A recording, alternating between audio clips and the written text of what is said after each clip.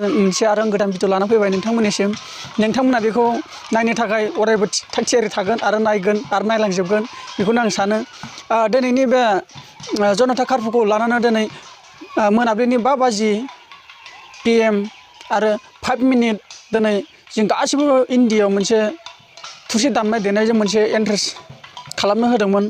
आरो बेखौनो आं लानानै मोनसे गोदान भिडिअ लाना फैबाय नोंथांमोननिसिम नोंथांमोना बे भिडिअखौ नायगोन आरो बे थुरसि दामनाय देनायनि सायाव मा नुथाय नुदों नोंथांमोना मोनसे मा सानो नोंथांमोना आं बेखौनो दिन्थिनो आखायाव लाबाय नोंथांमोना नायदो बे भिडिअनि गेजेरजों आरो उनाव आरो मोनसे आं गोदान भिडिअ लाना फैबावगोन नोंथांमोननिसिम थुरसि दामनायनि मिनिङा मा आरो जनता काफुआव सोर सोर प्रब्लेम जालांखो सोर सोरा मा पानिशमेन्ट मोनखो बेखौ आं मोनसे गोदान भिडिअ लाना फैगोन नोंथांमोन होमब्ला नोंथांमोना बे भिडिअखौ नायदो।